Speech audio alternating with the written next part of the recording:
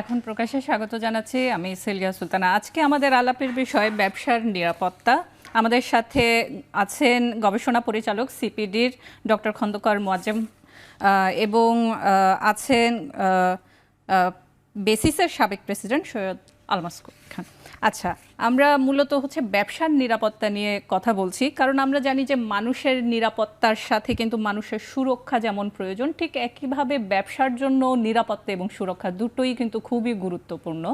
সে বিষয় নিয়েই মূলত আলোচনা। আমরা একটা দেখা গেছে যে জুলাই আগস্ট মাসে বেশ খানিকটা আমরা ওঠানামা দেখেছি আমাদের অর্থনৈতিক খাতে, সে বিষয়ে আলোচনা করব।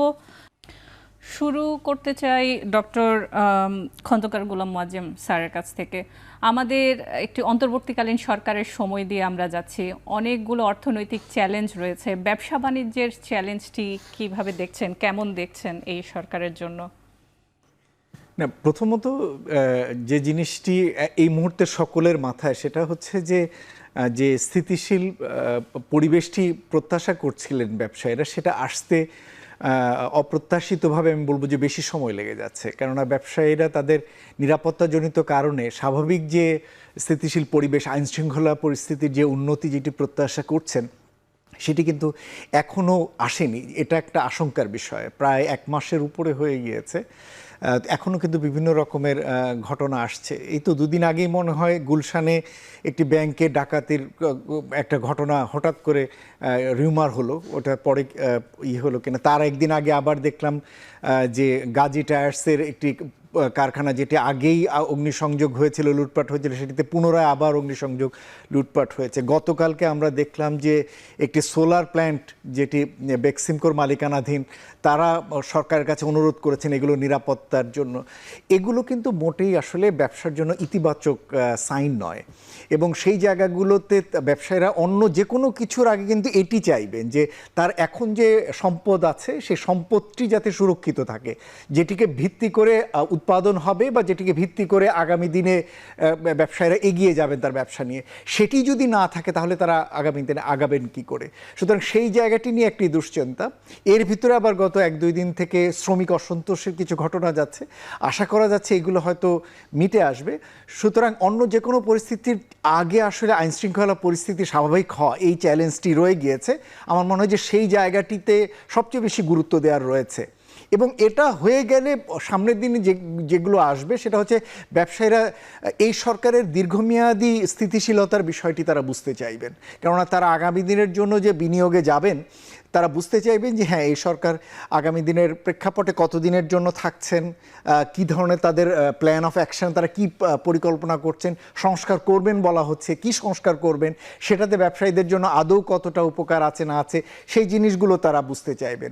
এই ব্যবসার পরিবেশটা কিন্তু শুধু আমাদের নিজেদের বিষয় না, এটা যারা আমাদের সাথে ব্যবসা করেন, বাইরের বায়াররা, বিভিন্ন রকমের বায়ার রয়েছেন আমাদের সাথে ব্যবসা করেন, তারাও কিন্তু এই বিষয়গুলো দেখছেন যে হ্যাঁ, আমাদের এখানে কি ধরনের পরিবর্তনগুলো আসছে, কী ধরনের ইতিবাচক পরিবর্তনগুলো অঙ্গীকার করা হয়েছে, সেগুলো আনার ক্ষেত্রে কী কী ধরনের উদ্যোগ নেওয়া হচ্ছে। ফলে আমি দেখতে পাচ্ছি যে মোটামুটি ইমিডিয়েট থেকে শুরু করে দীর্ঘমেয়াদী অনেকগুলো জায়গাতেই বেশ কিছু বিষয় রয়েছে যেগুলো ব্যবসায়ীদের জন্য এই মুহূর্তে তারা বুঝতে চাচ্ছেন, তারা ইমিডিয়েট কিছু সলিউশন চাচ্ছেন সরকারের দিক থেকে, যেটা হয়তো এখনও পুরোপুরি এসে হয়ে ওঠেনি। যেহেতু সৈয়দ আলমাস কবির তিনি Bangladesh Malaysia chamber of commerce and ইন্ডাস্ট্রিরও সভাপতি, বেসিসের কথা তো আগেই বলেছি। আমরা জানি যে আমাদের রেমিটেন্স, যেহেতু শ্রমিকের কথা বলা হচ্ছে, আমাদের অনেক শ্রমিক কিন্তু বিদেশে থেকে রেমিটেন্স পাঠান, তারাও কিন্তু এক ধরনের ব্যাংকিং চ্যানেলের মাধ্যমে যে তাদের যে উৎসগুলো আমরা যেখান থেকে পাই, সেই বিষয়গুলো যেমন আছে। আরেকটি বিষয় আছে যে বেসিসে যদি আপনি বলেন যে ইন্টারনাল আমাদের ই কমার্স সেক্টর যেভাবে অনেক বেশি প্রসারিত হয়েছিল, সে জায়গাগুলো কি এতটা সহজভাবে আবার শুরু করতে পারবে এই ধরনের বিষয়গুলোর মধ্যে দিয়ে? ফ্রিল্যান্সাররা একটা বড় ডিসরাপশনের মধ্যে দিয়ে গেছে গত 2 মাস, বিশেষ করে আন্দোলনের সময় নেটওয়ার্ক বন্ধ করে রাখা হয়েছে, ইন্টারনেট চালানো যায়নি। কিভাবে দেখছেন যে এই জায়গাটি আমরা কিভাবে রিকভার করব? জি, আপনি কথাগুলো আসলে বলেই দিয়েছেন যে এখানে যে সমস্যাগুলো হয়েছিল, বিশেষ করে আমি যদি আইটি দিয়ে আগে শুরু করি, আইটি ইন্ডাস্ট্রিতে সবচেয়ে বড় যেই ধাক্কাটা এসেছিল সেটা কিন্তু ইন্টারনেট যে হঠাৎ করে বন্ধ করে দেওয়া হয়েছিল। এবং এইটার ব্যাপারে একটা ডাইরেক্ট লস তো হয়েইছে।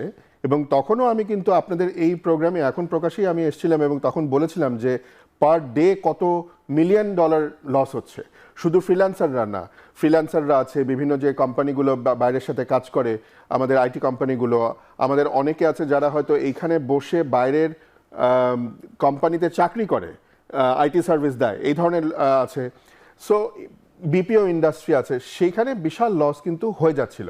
কিন্তু তার থেকে যেটা সবচেয়ে বড় লস হয়েছে, বিগার লস আমি বলবো, সেটা হচ্ছে যে ইমেজ ক্রাইসিস। এখন আমরা যদি বলি বাইরের একটা দেশে বা অফিসিয়াল স্টেটমেন্ট যদি দেওয়া হয় যে একটা জায়গায় লাইন কেটে গেছে বা তার পুড়ে গেছে বলে সারা দেশে ইন্টারনেট বন্ধ, লোকে বলবে যে, বাইরের লোকে বলবে যে তাহলে তোমাদের দেশের মানে রিডান্ডেন্সি কোথায়, বা ফেল সেফ যার একটা ব্যাকআপ সেটা কোথায়? তাহলে কি সেটা তোমাদের নেই? জাস্ট একটা তার কেটে গেছে বলে বা এক জায়গায় পুড়ে গেছে বলে তোমার পুরো দেশ বন্ধ হয়ে যাবে? সো এই ধরনের যে আমি বলবো যে অযাচিত বা অবাঞ্ছিত যে কথাগুলো তখন এস্টাবলিশ করার চেষ্টা করা হয়েছিল, এটা বাইরে আমাদের ইমেজকে অনেক ক্ষতিগ্রস্ত করেছে। এই ইমেজটাকে ফিরিয়ে আনা এটা কিন্তু সময় লাগবে এবং সেজন্য বেশ কয়েকটা স্টেপ নিতে হবে। যেমন প্রথমেই যেটা আমি বলি যে এই যে ইন্টারনেটকে আমরা বলছি যে একটা এসেনশিয়াল সার্ভিস হিসাবে ডিক্লেয়ার করতে হবে। এইটা যদি করে তাহলে কিন্তু দিস উইল গিভ কনফিডেন্স, আমাদেরকেও কনফিডেন্স দিবে, আমাদের বাইরে যারা বাইরে আছে তাদেরকেও কনফিডেন্স দিবে। এটা একটা সামান্য একটা জেস্টার কিন্তু। এছাড়া আরও অন্যান্য স্টেপ নিতে হবে। সত্যি সত্যি আমাদের যে রিডান্ডেন্সি ব্যাপার সেটা আমাদেরকে এনশিওর করতে হবে যে সত্যি যদি এরকম কিছু দুর্ঘটনা সত্যিই ঘটে, তার যদি সত্যি কখনো কাটে, কেন এর আগে তার কিন্তু কেটেছে। এর আগে আমরা দেখেছি যে সাবমেরিন কেবেলে সমস্যা হয়েছে, ইন্টারনেট বিঘ্নিত হচ্ছে। সো তখন আমরা যেটা করলাম, আমরা আরেকটা সাবমেরিন কেবেল নিলাম, আমরা টেরেস্ট্রিয়াল কেবেল নিয়ে আসলাম। সো এই ধরনের রিডান্ডেন্সির ব্যবস্থা আমাদের করতে হবে। সো এই ধরনের কিছু ব্যবস্থা করা দরকার। নীতিমালায় আপনি যেটা বলছিলেন যে রেমিটেন্সের কথা, রেমিটেন্স আমরা দেখেছি যে সরকারের প্রতি কিন্তু মানে বর্তমান যে অন্তর্বর্তীকালীন সরকার আছে সেই সরকারের প্রতি মানুষের আস্থা আছে, সেই জন্য কিন্তু রেমিটেন্স আশা বেড়েছে, আমরা কিন্তু এটা দেখেছি এবং অনেক রেমিটেন্স কিন্তু এসছে। আমি বিশ্বাস করি এটা বাড়বে, মানুষের আস্থাটা আস্তে আস্তে আমরা ফিরে পাচ্ছি। কিন্তু এটা ডক্টর মোয়াজ্জেম বলেছেন যে এইখানে সবাই, শুধু প্রবাসে যারা থাকে তারা না, এখানে ব্যবসা করে তারাও সবাই কিন্তু চিন্তা করছে যে এই যে পলিসি যেগুলো নেওয়া হচ্ছে বা নেওয়া হবে এটা কতদিন পর্যন্ত বলবৎ, এটার কন্টিনিউইটি অফ আ পলিসি, এটা যেটা খুব বেশি ইম্পর্টেন্ট একটা ব্যবসায়ের জন্য, একজন ইনভেস্টরের জন্য, যে আমি যখন একটা পলিসি তৈরি করব সেটা আমি পরের বছর হঠাৎ করে বা একটা এসআরও দিয়ে আমি চেঞ্জ করে ফেলবো না। এটা আমি কমপক্ষে মিনিমাম 5 বছর রাখবো বা 10 বছর রাখবো, হোয়াটএভার। এই ধরনের একটা যদি লং টার্ম আমি পলিসি না করতে পারি এবং সেটা আশ্বস্ত না করতে পারি, গ্যারান্টি না করতে পারি, তাহলে কিন্তু ইনভেস্টর আসবে না, লোকাল ইনভেস্টরও আসবে না, বাইরে থেকে তো আসবেই না। আচ্ছা, আমি খন্দকার মোয়াজ্জেম স্যারের কাছে একটু জিজ্ঞেস করতে চাই যে যেটির কথা বললেন যে ইমেজের বিষয়টি, যে সারা বিশ্বে যে ধরনের, আমরা কিন্তু এখন সংস্কারের কথা বলছি, ইমেজ রিফর্মের কথা যদি বলি সেটি আসলে এই মুহূর্তে কতটা জরুরি? আমরা কিন্তু দেখলাম যে গত মাসে 1 মাস তো হচ্ছে অন্তর্বর্তীকালীন সরকারের সময় গেল, তার আগে কিন্তু বলা হয়েছে যে বাংলাদেশের পোশাক খাতে নিয়ে বাংলাদেশের ইমেজ কিন্তু কিছুটা সংকটে পড়েছে। তো এই মুহূর্তে এই রিফর্ম করা, ইমেজ রিফর্মটা কতটা জরুরি? বাইরে যে যাদের কাছে যে রকম তথ্য বা মেসেজগুলো গিয়েছে সেগুলো আবার কিভাবে কাটিয়ে ওঠা সম্ভব? এটি হয়তো আমি শেষের দিকে জিজ্ঞেস করতাম, যেহেতু প্রশ্ন চলেই আসলো বিষয়টি, তাই জিজ্ঞেস করছি। দেখুন, প্রথম কথা হচ্ছে যে আপনি কোনো কল্পিত রূপকল্প দিয়ে কাউকে বিশ্বাসে আনতে পারবেন না। এখন এত বেশি রিয়েল টাইম ডেটা এবং ইনফরমেশনে গ্লোবালি আমরা থাকি যে এখানে আপনি বাংলাদেশে সব কিছু ভালো, কোনো সমস্যা নেই, কোনো দুর্নীতি নেই, এগুলো বলে আপনি কোনো জায়গায় বিশ্বাস তৈরি করতে পারবেন না। এবং যে ক্রাইসিসটা আমাদের আগে হয়েছে পূর্বতন সরকারের আমলে, বিভিন্নভাবে যে সংকটগুলো হয়েছে, সেই সংকটকালে দেখা গিয়েছে যে আমাদের এখানে ব্যবসার ব্যয় অনেক বেশি। যে কোনো একজন বিদেশি বিনিয়োগ বা দেশি বিনিয়োগকারী একটা ব্যবসা খুলতে গেলে তার বিভিন্ন রকমের যে প্রতিবন্ধকতাগুলো পড়তে হয়, তাকে যে পরিমাণ দুর্নীতির সম্মুখীন হতে হয় এবং পরিমাণ দুর্নীতির যে সমস্ত সংকটের মধ্যে পড়তে হয় সেটি, এবং বিভিন্ন ধরনের বোধহয় একটা গবেষণা আপনি পরিচালনা করেছিলেন যে দুর্নীতি কিভাবে ব্যবসার জন্য প্রতিবন্ধকতা সৃষ্টি করে। হ্যাঁ, এবং সেই জায়গাগুলো আমরা প্রতি বছরই ওয়ার্ল্ড ইকোনমিক ফোরামের অংশ হিসেবে একটা জিনিস আমরা দেখিয়ে থাকি, যেখানে প্রায় 70 থেকে 80%, 60 থেকে 70% ব্যবসায়ী আমাদের এখানে মূল যে দুর্নীতি সবসময় বড় আমরা পাই, এবং তার ভিতরে মূল দুর্নীতির জায়গাগুলো তারা বলছে ক্ষেত্রে, রেজিস্ট্রেশনের ক্ষেত্রে, লাইসেন্সিংয়ের ক্ষেত্রে, আমদানি রপ্তানির ক্ষেত্রে, এবং কোনো ইউটিলিটি সার্ভিস নেবার ক্ষেত্রে। এগুলো হচ্ছে ব্যবসা বাণিজ্যের ক্ষেত্রে সবচেয়ে বড় দুর্নীতির সবসময় ব্যবসায়ীরা বলে থাকে। এখন এই সমস্ত জায়গাগুলোতে আপনি যদি এই ইমেজ নিয়েই যদি থাকতে যান, তাহলে কিন্তু আপনি নতুন করে ব্যবসাকে এখানে বেশি আকৃষ্ট করতে পারবেন না। সুতরাং এই সরকার যে দায়িত্ব নিয়েছে, তারা বলতে চাচ্ছেন যে একটা দুর্নীতিমুক্ত একটি নতুন ধরনের তারা বাংলাদেশের স্বপ্ন দেখাচ্ছেন, এবং তারা বলতে চাচ্ছেন যে এখানে এমন ধরনের সংস্কার করা হবে যেখানে সকলের জবাবদিহিতা থাকবে, স্বচ্ছতা থাকবে, এবং সকলে অ্যাকাউন্টেবল হবেন এখানে, এবং এখানে একটা প্রতিযোগিতার পরিবেশকে নিশ্চিত করবে। এই কথাগুলো যখন বলা হয়, সত্যিকার অর্থে কিন্তু এটা অনেক বেশি মানুষকে উৎসাহিত করে। কেননা আপনি যখনই বলেন যে এখানে একটা প্রতিযোগিতার পরিবেশ থাকবে, তার মানেই হচ্ছে যে আপনি কাউকে বিশেষভাবে কোনো লাইসেন্স দেবেন না, আপনি সেটা প্রতিযোগিতার মাধ্যমে দেবেন। আপনি যখনই বলেন প্রতিযোগিতার মাধ্যমে এখানে ব্যবসার পরিবেশ সৃষ্টি করবেন, তখনই দাঁড়াবে যে সবচেয়ে ভালো বিড দেবে আপনি তাকেই কন্ট্রাক্টটা দেবেন। আপনি আপনার পরিচিত বা রাজনৈতিকভাবে প্রভাবান্বিত কোনো একটা গোষ্ঠী বা ব্যবসায়িক গ্রুপকে আপনি কন্ট্রাক্টটা তখন দেবেন না। তখন সেও উৎসাহিত বোধ করে যে হ্যাঁ, এখানে বিনিয়োগ করা যাবে। তখন দেশি বিনিয়োগ না, বিদেশি বিনিয়োগকারীরাও তখন ওই বিনিয়োগ পরিবেশ নিয়ে আশ্বস্ত বোধ করে।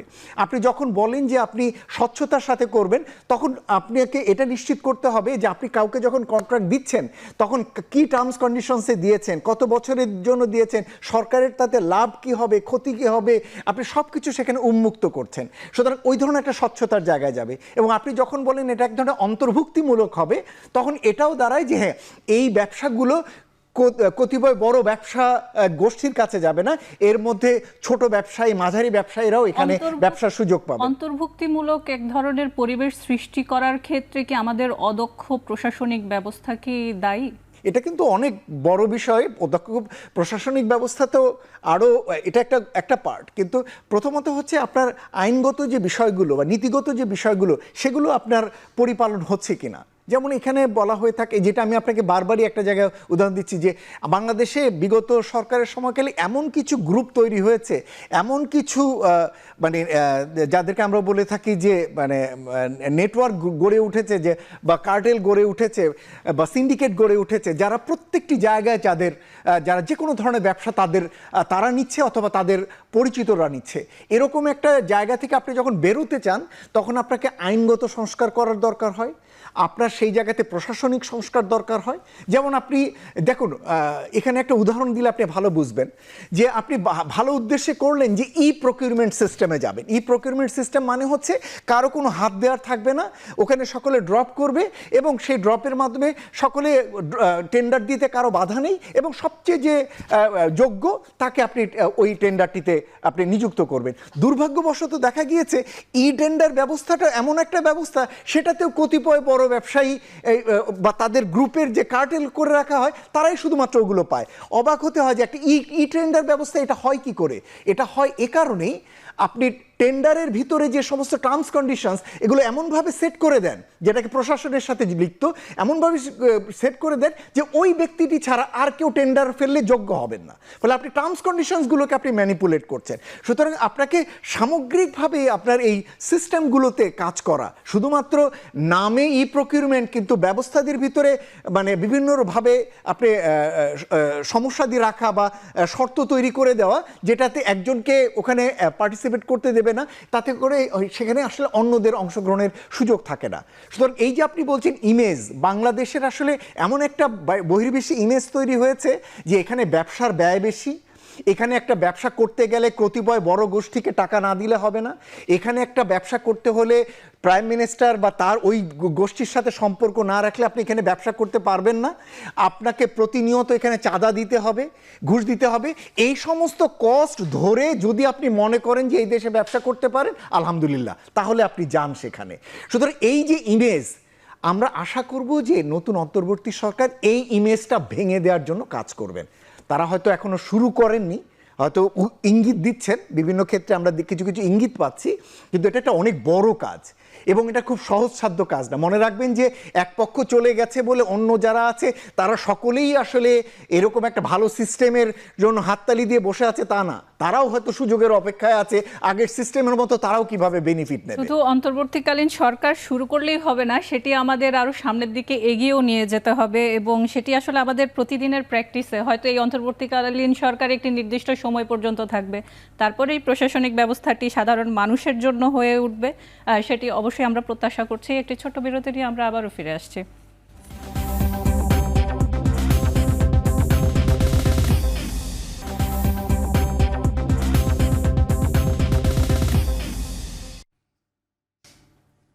বিরতির পর আবারও ফিরে এলাম। আমরা কথা বলছি ব্যবসার নিরাপত্তা নিয়ে। শুরু থেকে আমরা বলেছি যে কিভাবে অন্তর্বর্তীকালীন সরকার আসার পরে বেশ কয়েকটি কলকারখানা আমরা দেখেছি সেখানে লুটপাটও হয়েছে, শুধু যে অগ্নিসংযোগ হয়েছে তা নয়, আজকেও আমরা দেখছি। আমরা শেষ করেছিলাম আমাদের ই টেন্ডার এবং যেভাবে আসলে পুরো মেকানিজমটা চলতো। আমি একটু সৈয়দ আলমাস কবিরের কাছে জিজ্ঞেস করতে চাই যে এই যে ই টেন্ডার, তারপরে আমরা দেখছি যে এসএমই খাতে ওইভাবে লোন যায় না, 25,000 কোটি টাকা কিছুদিন আগে বাংলাদেশ ব্যাংকের গভর্নর বলল যে এটা ডিসবার্স করার মতো ব্যাংকগুলো ক্যাপাবল হচ্ছে না অথবা পারছে না, কোনো কোনো ব্যাংক হচ্ছে টার্গেটই ফিল আপ করছে না। আবার আমরা কিন্তু জানি যে স্টার্ট আপে যারা কাজ করেন তারাও কিন্তু ব্যাংক লোনের জন্য পারেন না, তারা কিন্তু প্রথমে ব্যক্তিগতভাবে শুরু করলেও একটা সময় ধাক্কা খান যখন আসলে ব্যাংক লোনের জন্য তারা যান। এই জায়গাটি নিয়ে কি বলবেন? এটা তো ধরেন যেটাকে আমরা বলি যে অ্যাক্সেস টু ফাইন্যান্স, যারা ক্ষুদ্র ব্যবসায়ী, স্টার্ট আপ, তাদের তো একটা অনেক দিনের একটা প্রবলেম। এবং তাদের যেটা হয় যে ব্যাংকে গেলে ব্যাংক যেটা সবার আগে দেখে যে তোমার ক্রেডিট রেকর্ড কোথায়, আগে তুমি কি ব্যাংকিং, কতদিন ধরে ব্যাংকিং করেছো, বা আগে তুমি কোনো লোন নিয়েছিলে কিনা সেটা ফেরত দেওয়ার তোমার রেকর্ড কেমন। তো সেটা তো তার নাই, সে তো ব্যাংকে তো সে ব্যবসা হয়তো শুরু করেছে সবে, বা হয়তো ব্যবসা করেছে কয়েক বছর কিন্তু কখনো ব্যাংকের লোনের প্রয়োজন হয়নি, বিকজ তখন সে এক্সপ্যান্ড করার চিন্তা করেনি, নিজের মূলধন দিয়ে করেছে। সো এই প্রবলেমগুলো একটা ইনহেরেন্ট প্রবলেম আমাদের। এই ইনহেরেন্ট প্রবলেমগুলো আমার মনে হয় অ্যাড্রেস করা যেতে পারে কিছু নীতিমালার পরিবর্তন করে। আমার মনে আছে যে যখন কোভিডের সময় আমাদের আইটি কোম্পানিগুলোর জন্য আমরা একটা কাজ করতে পেরেছিলাম, সেটা হচ্ছে দুটো ব্যাংকের সাথে আমরা অ্যারেঞ্জ করেছিলাম যে জামানতবিহীন লোনের ব্যবস্থা তারা দেবে যদি ওই অ্যাসোসিয়েশন থেকে, মানে বেসিস থেকে একটা রেকমেন্ডেশন থাকে যে হ্যাঁ এটা একটা বোনাফাইড আইটি কোম্পানি। তো একটা ব্যাংকের সাথে আমাদের অ্যারেঞ্জমেন্ট ছিল যে আপ টু 50 লাখ, আরেকটা ব্যাংকের সাথে ছিল আপ টু 1 কোটি টাকা পর্যন্ত কোলাটারাল ফ্রি, কোনো জামানত দিতে হবে না। তো এই ধরনের একটা ব্যবস্থা কিন্তু সরকারের অনেক দিন ধরে আছে। আপনি জানেন যে ইএফ ফান্ড ছিল, ইএসএফ ফান্ড যেটা এন্টারপ্রেনিউরিয়াল সাপোর্ট ফান্ড বলে, এটা বাংলাদেশ ব্যাংকের মাধ্যমে হয়, এটা মিনিস্ট্রি অফ ফাইন্যান্সের টাকা, এটা আইসিবি থেকে ইনভেস্টমেন্ট কর্পোরেশন অফ বাংলাদেশ তারা এটা করে মানে পরিচালনা করে। এখানে দেখা যায় যে অ্যাপ্লিকেশনই পড়ে না, মানে আমি অন্তত আইটি কোম্পানিগুলোর জন্য বলছি, বিকজ ওখানে আমি ওই কমিটিগুলোতে আমি বসতাম, হয়তো দেখা গেল যে 6 মাসে একটা অ্যাপ্লিকেশন আসলো কিনা সন্দেহ, অথচ টাকা নিয়ে বসে আছে। কেন আসে না? নানা রকমের প্রবলেম মানে, অথচ ওখানে কিন্তু সুদের হার ছিল 2% এবং 8 বছরে আপনাকে 8 বছর মেয়াদী সুদ, তো উইচ ইজ বেশ অ্যাট্রাকটিভ। আসে না, তার কারণ হচ্ছে যে এখানে দেখা যায় যে অনেক রকমের ব্যুরোক্রেসি, অনেক লাল ফিতার দৌরাত্ম্য আছে, এবং যে অ্যাপ্লাই করেছে তার এটা পেতে পেতে দেখা গেল যে 1 বছরের বেশি সময় লেগে গেল। তখন তার হয়তো যেটার জন্য অ্যাপ্লাই করেছিল, যে অ্যামাউন্টের জন্য, তার এই অ্যামাউন্টটা আইদার দরকার নাই অথবা এখন তার দরকার হয়তো অন্যরকম কিছু। সো এই জন্য মানুষ আর এটাতে যাওয়া, অ্যাপ্লিকেশনই বন্ধ করে দিয়েছে। সো এই ধরনের কিছু আমার যেটা বলছিলাম যে নীতিমালার পরিবর্তন এখানে দরকার আছে। এখন যে আমাদের নতুন অর্থ উপদেষ্টা আছেন, আমাদের নতুন বাংলাদেশ ব্যাংকের গভর্নর আছেন, আমার দৃঢ় বিশ্বাস ওনারা এগুলোর ব্যাপারে খুব নলেজেবল, এবং ফাইন্যান্সিয়াল সেক্টরটা অ্যাটলিস্ট, অন্যান্য সেক্টরের কথা বাদ দিলাম, অ্যাটলিস্ট ফাইন্যান্সিয়াল সেক্টরের ব্যাপারে আমরা যেটা মনে করছি এখন বর্তমানে যেই ব্যবস্থাটা আছে, যারা আছেন তারা কিন্তু ভালো কিছু ডিসিশন নেবার তাদের ক্যাপাবিলিটি আছে, তাদের আন্ডারস্ট্যান্ডিংটা আছে, তারা ব্যবসা বান্ধব। আমার মনে হয় এই ধরনের কিছু যদি ব্যবসা বান্ধব নীতিমালা নেওয়া যায়, তাহলে আপনি যেটা বলছেন যে স্টার্ট আপ এবং যারা এসএমই, এদের জন্য একটা লং টার্ম সমাধান আসতে পারে। স্টার্ট আপের ব্যাপারে আরেকটা জিনিস বলি, আপনি জানেন যে স্টার্ট আপ ব্যাপারটা, এই কথাটাই একটা ফ্যাশনেবল একটা কথা। স্টার্ট আপ, এই স্টার্ট আপ ইকোসিস্টেম, এই ফ্রেজগুলো আমরা গত 7-8 বছর ধরে বলছি। এখানে সরকার থেকে বলা হচ্ছে যে স্টার্ট আপদের জন্য একটা ফান্ড করা হয়েছে, সেখানে কোম্পানিও করা হয়েছে, সেখানে স্টার্ট আপদেরকে টাকা দেওয়া হবে, সিড মানি দেওয়া হবে ইত্যাদি দেওয়া হয়েছে। কিন্তু দেখা যাবে যে দেখবেন যে ওই তেলে মাথায় তেল দেওয়া হচ্ছে, এবং শুধু আই ওয়াশ বলেন বা যাই বলেন না কেন, দেখা যাবে যে ওই ঘুরে ফিরে 10টা কোম্পানি বিভিন্ন জায়গা থেকে সেই টাকাগুলো পাচ্ছে। তাহলে তো কাজের কাজ কিছু হচ্ছে না। এখানে কেন ওই 10টা কোম্পানি পাচ্ছে বা 12টা কোম্পানি পাচ্ছে, এখানে অনেক কারণ থাকতে পারে। একটা কারণ হতে পারে স্বজনপ্রীতি থাকতেই পারে, আরেকটা কারণ হতে পারে যে হয়তো যে মানে এই যে কোম্পানিকে মানে এই স্টার্ট আপকে আপনি অ্যাসেস করবেন, অ্যাসেস করে তাকে বিনিয়োগ করবেন তার সেই কোম্পানিতে, সেটা করার মতো হয়তো এক্সপার্টিজ হয়তো ডেভেলপ করেনি, বিভিন্ন কারণ আছে। সো আমার মনে হয় এই জিনিসগুলো একটু একটু খতিয়ে দেখা দরকার, এবং নীতিমালাগুলো এই ব্যাপারে চেঞ্জ করতে হবে।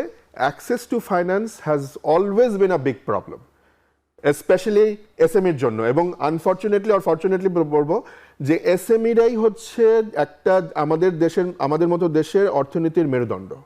তাদেরকে যদি আপনি ফান্ড না দেন তাহলে কিন্তু আপনার মানে অর্থনীতি কখনো গ্রো করবে না।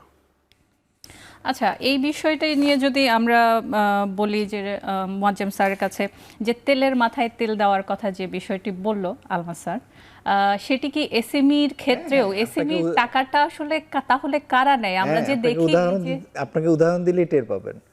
সরকারের যে এসএমই লোন দেওয়ার ক্ষেত্রে একটা টার্গেট সেট করে দেওয়া হয় সেন্ট্রাল ব্যাংক থেকে প্রত্যেকটা ব্যাংকের জন্য, যে কি পরিমাণ তার লোন এসএমই খাতে যাবে।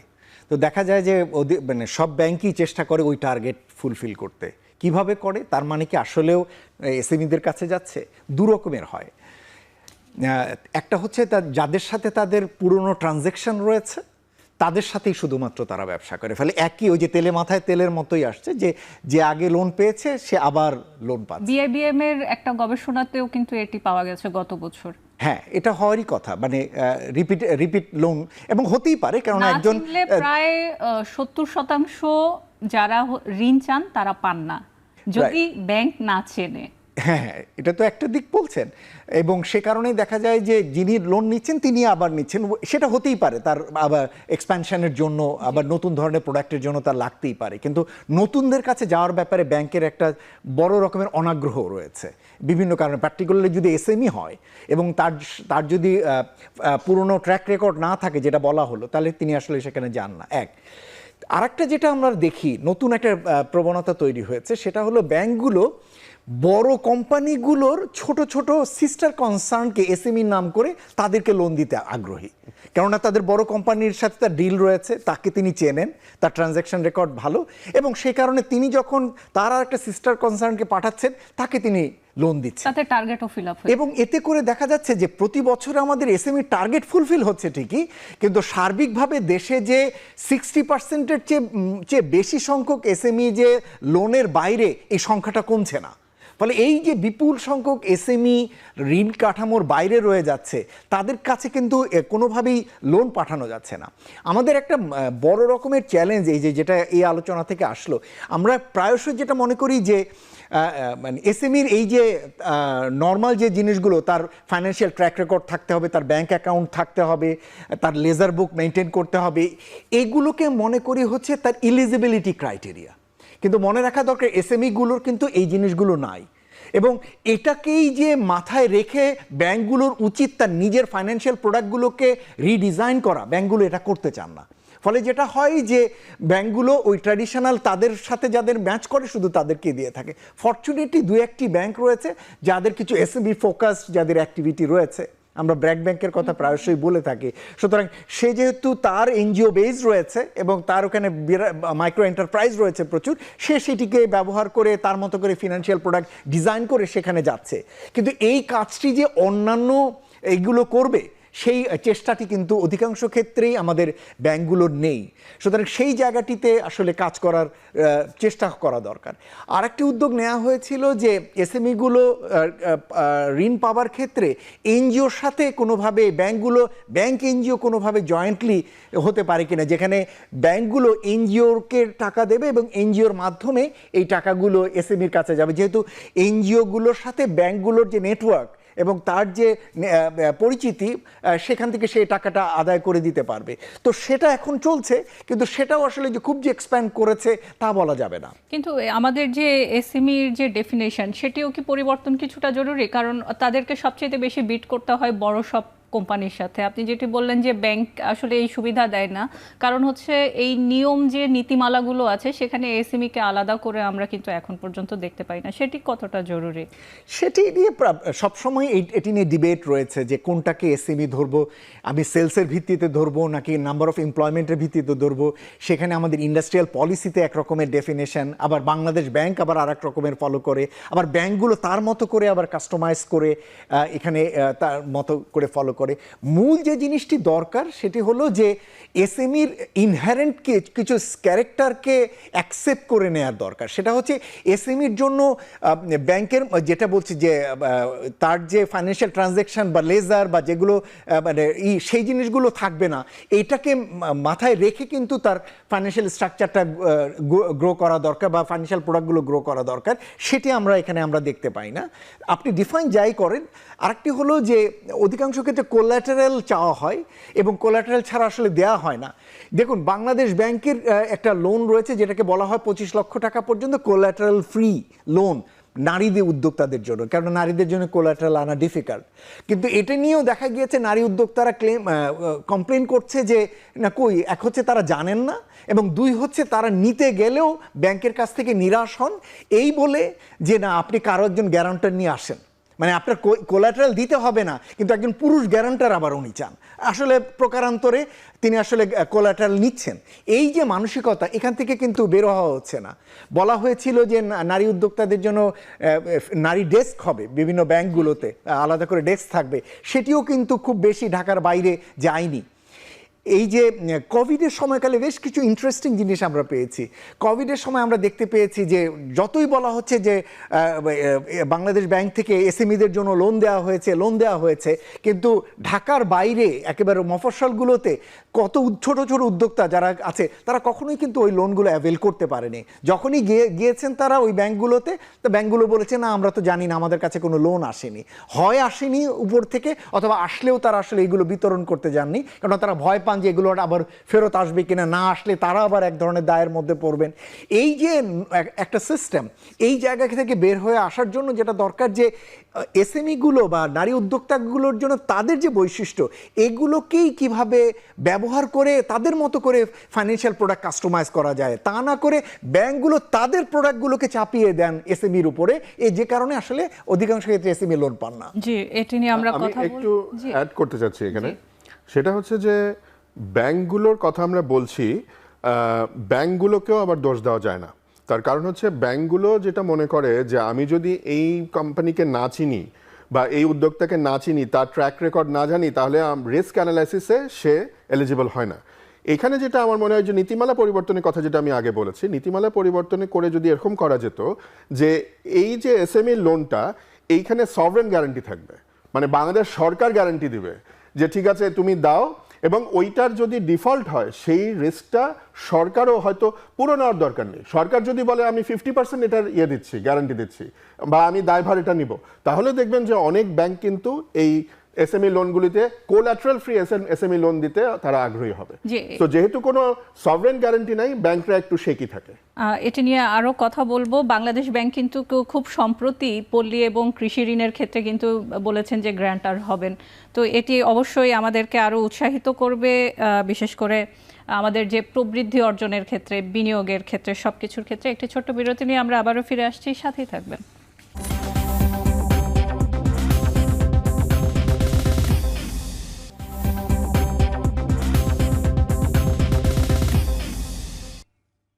বিরতির পর আবারও ফিরে এলাম। আমরা কথা বলছি ব্যবসার নিরাপত্তা নিয়ে।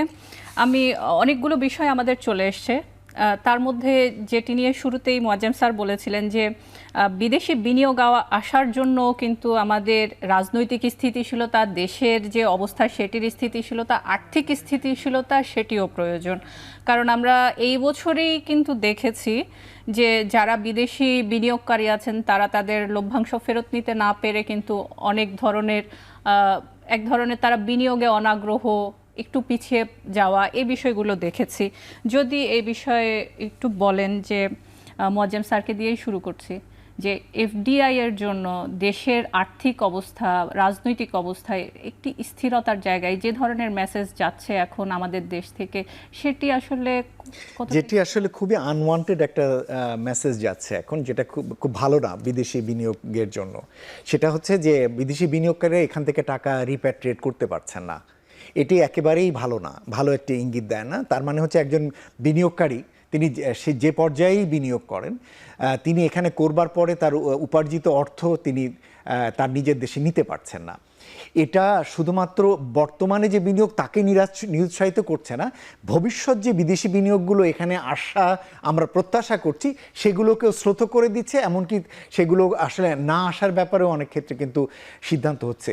এই কনসার্নটা, এই যে আমরা টাকা পাঠাতে দিতে পারছে না, সেন্ট্রাল ব্যাংক ডলার দিতে পারছে না, এই কনসার্নটা শুধুমাত্র কিন্তু ব্যক্তি পর্যায়ে না, এটা কিন্তু এফডিআই না, শুধুমাত্র প্রাইভেট এফডিআই না, কিন্তু এটা এখন কিন্তু G2G লেভেলে গভর্নমেন্ট লোনগুলোর ক্ষেত্রেও কিন্তু একই দাঁড়িয়ে গেছে।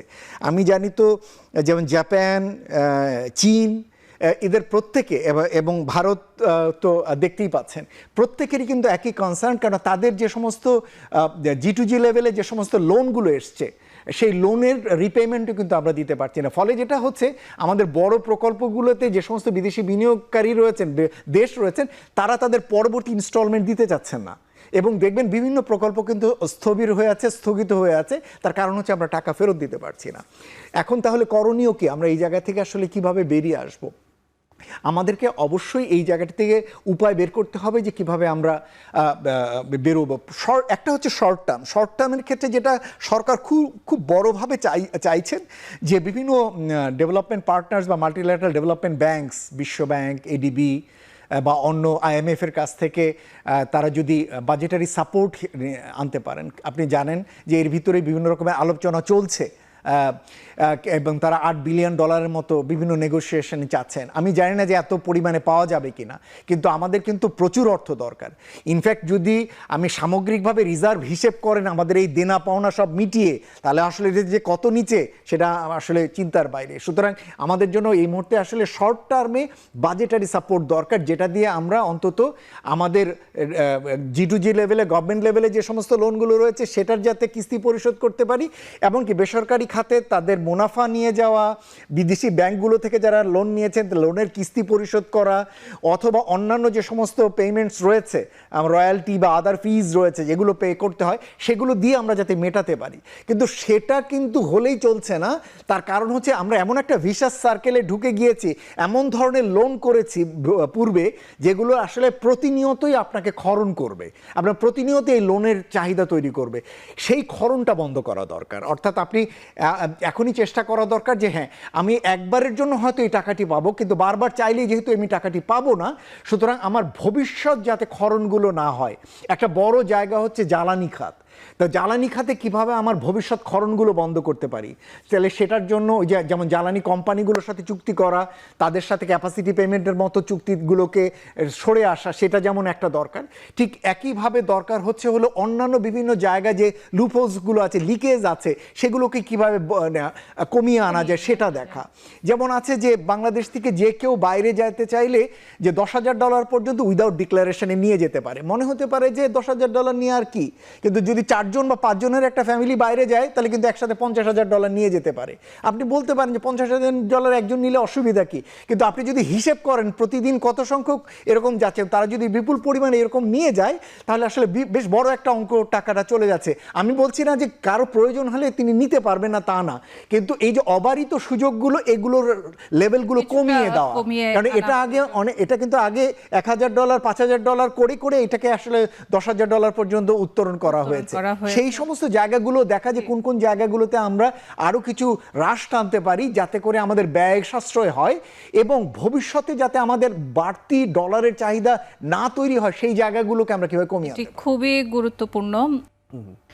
আলমা স্যারের কাছে জিজ্ঞেস করছি যে আমাদের কিন্তু আইটি ইন্ডাস্ট্রিগুলোকে ওয়েলকাম করা হয়েছিল, আমরা দেখেছি।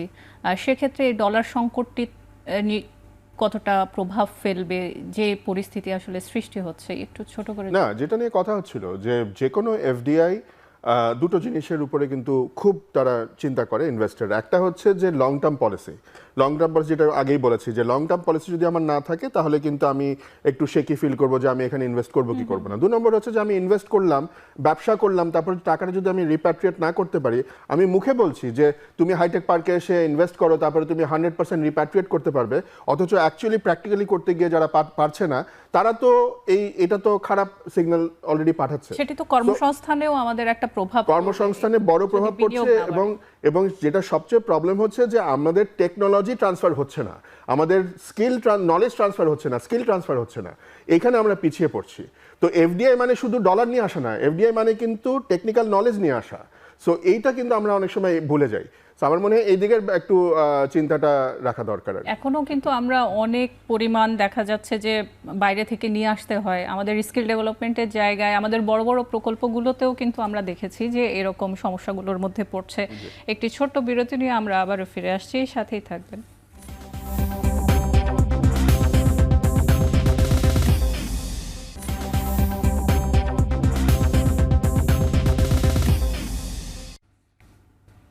বিরতির পর আবারও ফিরে এলাম। আমরা কথা বলছি ব্যবসার নিরাপত্তা নিয়ে। আবার যেটি দিয়ে শুরু করেছিলাম সেটি দিয়ে শেষ করতে চাই। আমাদের এই মুহূর্তে যে ফার্স্ট প্রায়োরিটিগুলো থাকবে, সে প্রায়োরিটিতে কোনটা থাকতে হবে? বিশেষ করে আমরা জানি যে বাজেটে কাটছাটের একটি বিষয় এসছে, সেটির জন্য সামষ্টিক অর্থনীতির পুনর্মূল্যায়ন কি কতটা জরুরি? মোয়াজ্জেম স্যার যদি শুরু করেন। আচ্ছা, না অবশ্যই জরুরি এই কারণে যে একটি নতুন অন্তর্বর্তী সরকার নতুন একটি রাজনৈতিক দৃষ্টিভঙ্গি নিয়ে এসছেন এবং তার দর্শনটিও আগের সরকার থেকে আলাদা।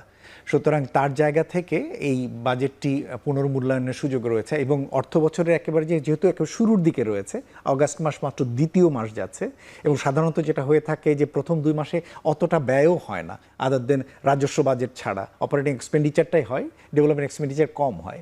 সুতরাং সেই জায়গা থেকে তার পুনর্বিবেচনার দরকার আছে, এটি হলো একটি কারণ। দ্বিতীয় হলো স্বভাবতই যে ধরনের ধ্বংসযজ্ঞ এবং যেগুলো হয়ে গিয়েছে তারপরে এসে যে পরিমাণে রেভিনিউ আসবে সেটা অবশ্যই কম আসবে তুলনামূলকভাবে। সুতরাং এখন অনেক বেশি বিবেচনার বিষয় রয়েছে যে রাজস্ব আদায়ের প্রেক্ষিতে বা বৈদেশিক ঋণ বা সাহায্যের প্রেক্ষিতে আমার আসলে বাজেট বাস্তবায়ন। সুতরাং সেই জায়গা থেকে যদি ধরেও নেই যে কম রাজস্ব আদায় হবে, সুতরাং সেই আলোকে আমার এখন ব্যয় সাশ্রয়ের দরকার আছে। তো সেই জায়গা থেকে আমার মনে হয় যে ইতিমধ্যে পত্রিকাতে এসছে যে সরকার 1 লক্ষ কোটি টাকার মতো বিভিন্ন রকমের ব্যয় আইডেন্টিফাই করেছেন। এর মধ্যে মেগা প্রজেক্টও দেখলাম, এর ভিতরে ছোট ছোট প্রকল্প দেখে, এর মধ্যে রাজনৈতিকভাবে প্রভাবান্বিত বিভিন্ন ধরনের যে আগের সরকার প্রকল্প সেগুলোও দেখলাম। আমার যেটা বক্তব্য সেটা হচ্ছে যে এগুলো তো কাটছাট আছে, ঠিক আছে, এটা তো হলো এডিপির পার্টে কাটছাট। এমনকি আমার নন এডিপি যেটাকে আমরা অপারেটিং এক্সপেন্ডিচার বা রেভিনিউ বাজেট বলে থাকি, সেখানেও কিন্তু কাটছাটের সুযোগ রয়েছে। যেমন প্রচুর পরিমাণে গাড়ি আমদানির জন্য আমরা সমালোচনা করেছিলাম, সেই অর্থ এখনও মনে ধরা আছে, সেটি কমিয়ে দেওয়া। প্রচুর প্রশিক্ষণের জন্য বাজেট ধরা আছে, সেটি কমিয়ে দেওয়া। প্রচুর পরিমাণ ইনভেস্টমেন্টের নাম করে ব্যাড অ্যাসেট কেনার জন্য সরকারের অর্থ ব্যবহার করার একটা প্রবণতা আছে, সেগুলো কমিয়ে দেওয়া। সুতরাং এইভাবে করে আসলে ব্যয় সাশ্রয়ের দরকার আছে, কারণ এই মুহূর্তে সরকারের জন্য ব্যয় সাশ্রয়ী উপায় ছাড়া এই অর্থ বছর শেষ করাটি। আমি আলমাস স্যারকে একটু জিজ্ঞেস করতে চাই যে ব্যবসায়ীরা ভয় পাচ্ছেন, বিনিয়োগকারীদেরকে ফেরাতে এই মুহূর্তে আসলে কি প্রয়োজন? বাজেটের সংস্কার তো আমরা দেখছি, সবচেয়ে বেশি top priority right at this moment হচ্ছে ল অ্যান্ড অর্ডার সিচুয়েশন ঠিক রাখা। আজকেও পর্যন্ত কিন্তু নানা রকমের আশুলিয়াতে অনেক প্রবলেম হয়েছে অনেকগুলো ফ্যাক্টরিতে। এগুলো যদি হতে থাকে তাহলে এফডিআই বলি আর যাই বলি, আমাদের এটা নিয়ে কিন্তু অনেক একটা ঝুঁকি পাওয়াতে হবে, ইমেজ তো খারাপ হবেই। বাজেটের ব্যাপারে আমার যেটা মতামত, ব্যক্তিগত মতামত, সেটা হচ্ছে যে এমনভাবে বাজেটটা কারেকশন করা উচিত যেখানে আমরা সাস্টেনেবল যে প্রজেক্টগুলো যাতে টেকসই হয় সেটা মাথায় রেখে খরচ করা, এবং একই সাথে cash management, cash flow management, যেটা যে আমাদের কত টাকা ঋণ রয়েছে, কত টাকা রিজার্ভ রয়েছে, কত টাকা রেমিটেন্স আমরা আনবো, এইগুলো চিন্তা করে ক্যাশ ফ্লো ম্যানেজমেন্টটা ঠিক করে রাখা, এইভাবে বাজেটটাকে কাটছাট করে ঠিক করা, সো দ্যাট আমরা ক্যাশ ফ্লোটা ঠিক রাখতে পারি এবং আমাদের যেটা বলছিলাম যে যেই প্রজেক্টই আমরা করি না কেন, সেটা যত বড়ই হোক না কেন, সেটা যাতে সাস্টেনেবল হয়। যেমন একটা আমি উদাহরণ দিয়ে শেষ করি, সেটা হচ্ছে স্কিল ডেভেলপমেন্ট আমাদের একটা বিশাল বড় কিন্তু সমস্যা। আমরা এইটার উপরে কেন বাজেট একটা বড় বরাদ্দ মানে এটা রাখা দরকার। স্কিল ডেভেলপমেন্ট বিকজ এখানে যদি আমি যদি স্পেন্ড করি, এখানে যদি আমি খরচ করি, তাহলে এটা একটা লং টার্ম আমাকে একটা বেনিফিট দিবে। সো এই ধরনের প্রকল্পগুলোতে বড় বাজেট রাখা প্রয়োজন।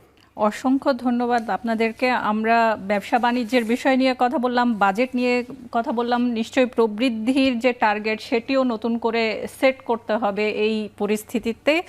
আমরা আবারও অন্য একদিন বিস্তারিত আলোচনা করব। আজকের মতো এখানেই শেষ করছি।